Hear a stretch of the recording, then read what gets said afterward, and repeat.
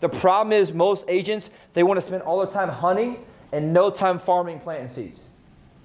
So you have a long-term top producer mentality. I've got to be able to do both. This is how you get to the next level, right? This is how you do 75, 100 deals a year. Easily. Hey, this is Blake Sloan. I've been selling real estate over 14 years. Our team of highly trained professionals, along with our unmatched marketing, has sold thousands of homes here in the Myrtle Beach area, and this is how we do it.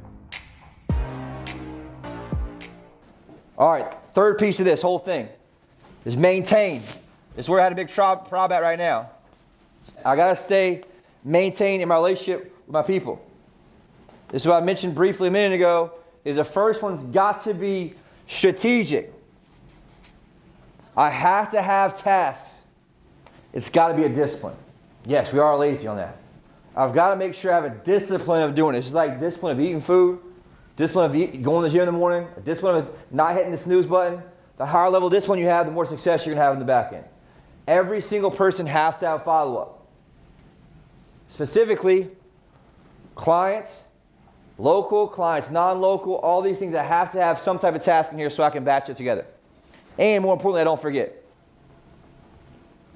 And all I did was sit back and I spent time and say, why do most of these people, once we get them to this part in the process, why do they not work out? Why do they disappear? Why do they not buy with us? Because most of it, we didn't have a system in place. And I was guilty of this. Told you guys, I signed hundreds of people and never talked to them again.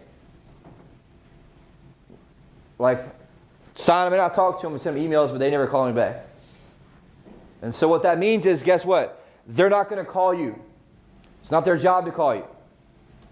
And the minute you don't call them, they use that as justification to go cheat on you with somebody else.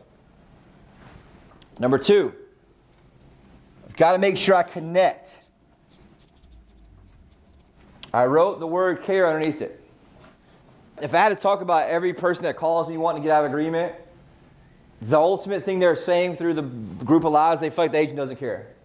They tell me always, agent's too busy for me. Agent doesn't call me back.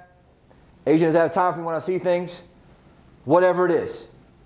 Right? Which is just a byproduct and a story of what? Them feeling like you don't care. And so part of my follow-up has to be very strategic and saying, hey, Jeremy, just want you to know I was thinking about you today and just wondering how your search is going to see how I can help you out. And I can be super busy, but I can also be what? Present enough in the moment to reach out and let them know I care. And so I have to have a strategy in place to maintain that connection with my client. Well, why is that? Well, I've done work for them for 3 months now. Why screw it up on month 4 or month 8? Does that make sense, you guys? And so what happens is, let's say I get to month 8, we look at 30, 40 houses. I got some resentment towards them. They got resentment towards me. I got to make sure I'm reaching out and say, hey, Mr. and Ms. Buyer, I know we're on month 8. I'm going to reach out and let you know I care about you. I'm thinking about you today. I want to serve you however I can so we can get you guys to the finish line. Because I care about what? The outcome. And I got to reiterate that to them. The reason I put it in here is I need you guys to reiterate that. There's a gift. You ever see a lot of people, they're busy, got all kind of shit going on, but when you got to be face-to-face with them, they're very connected to you and they care. You can't fake that. You just got to make sure that you're present enough to connect with them. And so part of your calls and your follow-up needs to be your care calls.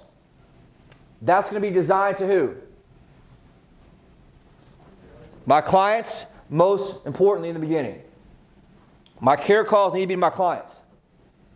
We're missing a lot of people at 6 and 7 to 8 on the straight line because we're just not having the discipline to call them and let them know we care. Do I care about them? Yes. Do they feel like I care? No, because we haven't called them and connected with them. Seller side, same thing. So they turn on us on month 2 or 3. We've got to make sure that we're proactive in doing so. If they're calling you, what's that mean? It's a big problem because your credibility from a care standpoint is going down to them. Very, very, very important. Third part. I got to constantly be pre-framing. My care call has to be setting expectations. On my seller calls, same exact thing. My buyer calls, same exact thing. And how do I know we don't do this sometimes? Because I get people that want to cancel because you didn't send them enough properties. If someone's upset that you're not sending enough properties, what does that show about the ability to manage expectations? It wasn't done. That step was skipped. So part of my pre-frame be what? Hey, John, right now you have to have a conventional loan, $200,000. You want at least a half an acre. Just going to tell you right now, I'm an expert in this market. There's very, very, very few properties that match that. So when I looked recently, there's only 30 total. You're going to maybe get 1 or 2 a week. But just know if it's out there and it matches that criteria, you're getting it. And if you find anything that I didn't send you that actually matches that, you let me know, but I'll guarantee you won't. And so I've got to make sure I'm doing what? Pre-framing the expectations of what's happening. Here's the thing, writing offers. I can't tell you how many buyers have turned on you guys just by you writing offers that don't get accepted. What does that have to do with? That's a pre-frame problem. And so if you know it's not getting accepted, don't get angry. Just know that, hey, look, I screwed that up because I didn't pre-frame them well enough in that scenario. Does that make sense there? Very, very, very important. And so I got to use that with data and affirmation. Now, I pre-frame them. What happens after that? They forget about it. So then, what am I going to do? I'm going to reframe them. I need to understand what they're thinking, what they're saying. If I'm feeling energy that they're disconnecting from me and they're not in agreement with the scenario, what do I got to do? Go back and reteach that. Hey, remember when I was talking about this with you? Remember the last offer we made has got rejected? Right? Remember this time I've got to go back and reframe, pre-frame consistently. And so you guys got to understand that, hey, look, I've got to constantly be strategic in my communication with them. So if I'm a high-level expert, what am I thinking? What's the story they're telling themselves right now about the current scenario? And this could be true in the home inspection process, right? This is true when we're looking at properties, when we're writing up offers, and also when we're trying to get to the closing table. Lender issues, all these things, I've got to constantly be going back and forth in this dance of pre-frame, reframe, pre-frame, reframe. Last piece here, very important, leverage.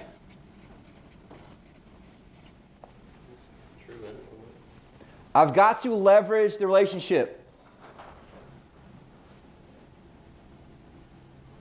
I want referrals. I want to get 1-to-1. That's my goal. 1-to-1. What do you think that means? One closing, one referral. I want to get at least one closing, one referral. Why? Because if I close 40 deals in 1 year, my first year, I should expect what? 40 referrals. But the problem is, we're not connecting those dots. Why is that? We get lazy. We don't follow the systems. How do I know? I check the deals every single week. Right? So if I get a referral from somebody, they close 80% of the time. A web lead, 2 to 4% nationally. But what do people do? They close the deal. They never talk to our people again. They never pre-frame them. They don't do anything. They go right back to closing leads, calling leads that only convert 2 to 4%. They don't tap into the lifetime value. Number one, the most important thing here is I've got to pre-frame them here. This drives me crazy because no one does it.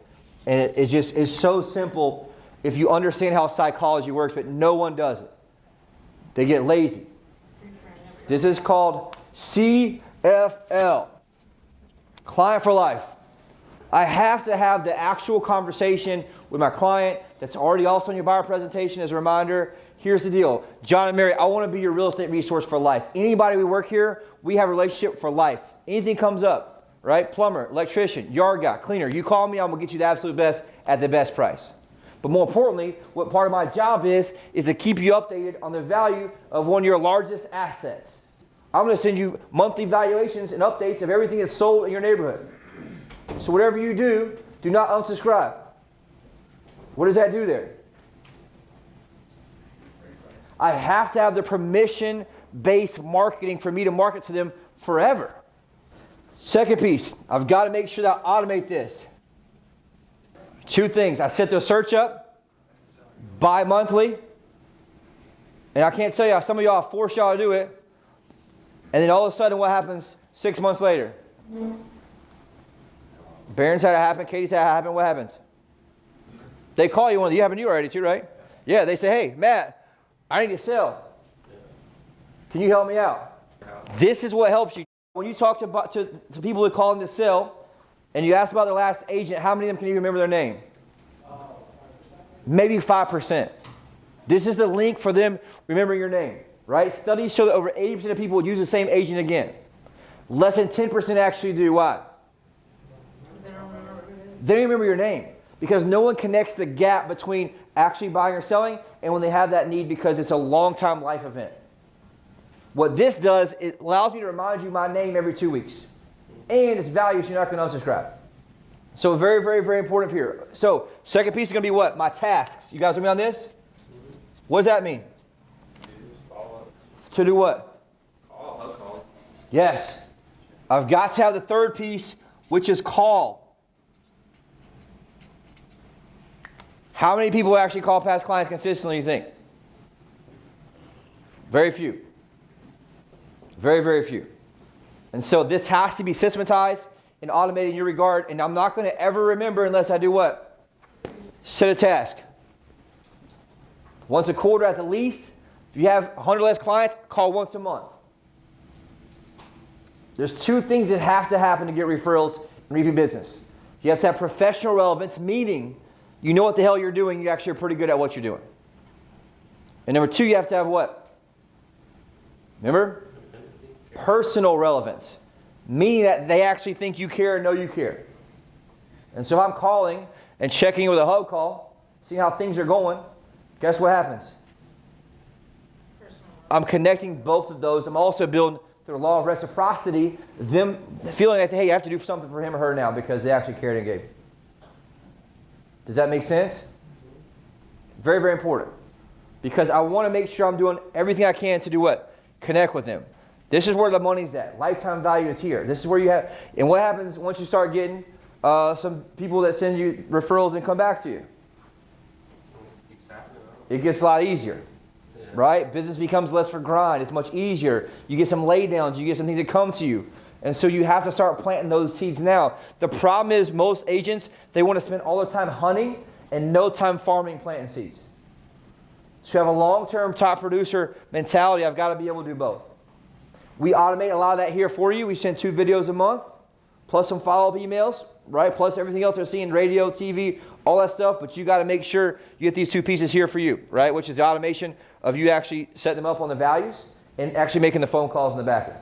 Very, very important. And here's the thing. Referrals are going to be much easier the whole transaction because they actually trust you, right? If their friend uses you and they're good and they refer to you, they're going to like you and use you a lot more, but they're going to listen to what you actually say. So the dominoes become much easier to knock down. You guys with me on that? Very, very, very important. The fourth piece here, which is very, very important, is I got to remind them. What that means? Remind them I want them as a client for life. I'm not calling them asking for referrals. I'm letting them, hey, look, I'm here to serve you for anything you guys need. How's the house doing? You need any hookups on yard guys, plumbers, electricians, whatever it is. I'm in business. If you guys know anyone looking to buy or sell, best compliment I can ever get is a referral. Right? And then I'm sending them what? A text message with my number information so they can have it saved there. Does that make sense to you guys? You see how each of these are pieces that we're missing in part of the process? Some are missing more. I want you guys to take the minute right here and circle the top 3 for you that you think you're missing. Could be top 4 for a lot of you guys in terms of these pieces on the outside, right? Some are doing it decent, but I want to be where I'm knocking the dominoes out fundamentally. I don't care if you're the best salesperson in the world, you're going to cap out very early in terms of what the results are because you're not able to segment the data and the people on a high level. This is how you get to the next level, right? This is how you do 75, 100 deals a year. Easily.